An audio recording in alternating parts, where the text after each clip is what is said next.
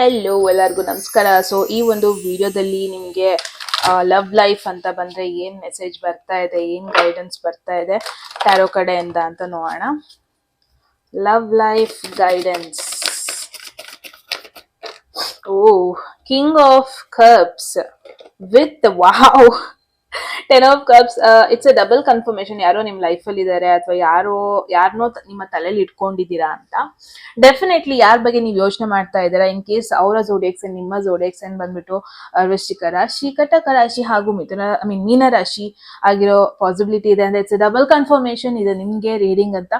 ಒಂದು matured relationship ನೋಡ್ತಾ ಇದ್ದೀನಿ ಅಥವಾ ಮೆಚೂರ್ಡ್ ಪರ್ಸನ್ ಬಗ್ಗೆ ನೀವು ಥಿಂಕ್ ಮಾಡ್ತಾ ಇದ್ದೀರಾ. ಯಾರಿಗೆ ಬೋತ್ ಎಮೋಷನಲಿ ಪ್ರಾಕ್ಟಿಕಲಿ ಪೊಟೆನ್ಷಿಯಲ್ ಇದೆ ಒಂದು ರಿಲೇಶನ್ಶಿಪ್ ನ ಮೇಂಟೈನ್ ಮಾಡ್ಕೊಂಡು ಹೋಗೋದಕ್ಕೆ. ಈವನ್ ದೋ ನೀವು ನಾನೊಂದು ಇಮ್ಮೆಚೂರ್ ಪರ್ಸನ್, ನನಗೆ ರಿಲೇಶನ್ಶಿಪ್ ನ ಹ್ಯಾಂಡಲ್ ಮಾಡೋದಕ್ಕೆ ನಿಜವಾಗ್ಲೂ ಆಗಲ್ಲ, ನನಗೆ ಬ್ಯಾಲೆನ್ಸ್ಡ್ ಆಗಿರೋದಕ್ಕೆ ಆಗಲ್ಲ ಅಂತ ನೀವ್ ಅನ್ಕೊಂತಿರ್ಬೋದು. ಬಟ್ ನೀವ್ ಯಾರ ಬಗ್ಗೆ ಯೋಚನೆ ಮಾಡ್ತಾ ಇದ್ದೀರಾ ಅಥವಾ ಯಾರನ್ನ ನೀವು ಅಟ್ರಾಕ್ಟ್ ಮಾಡ್ತಾ ಇದ್ದೀರಾ ನಿಮ್ ಲೈಫ್ ಅಲ್ಲಿ ಅಲ್ವಾ, ಈ ಪರ್ಸನ್ ಹೆಂಗೆ ಅಂತಂದ್ರೆ ನನ್ಗೊಂದು ಎಮೋಷನಲಿ ಅವೈಲೇಬಲ್ ಪಾರ್ಟ್ನರ್ ಇದ್ರೆ ಸಾಕು, ಇನ್ನು ಉಳ್ದಿದ್ ನಾನ್ ಬ್ಯಾಲೆನ್ಸ್ ಮಾಡ್ಕೊಂಡು ಹೋಗ್ತೀನಿ, ಆ ತರ ರೆಸ್ಪಾನ್ಸಿಬಿಲಿಟಿ ತಗೊಳ್ಳೋ ಒಂದು person.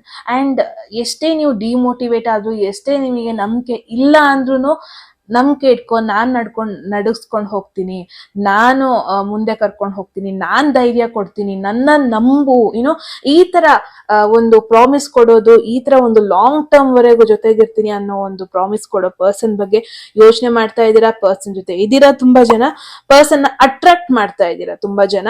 So yes, very beautiful message.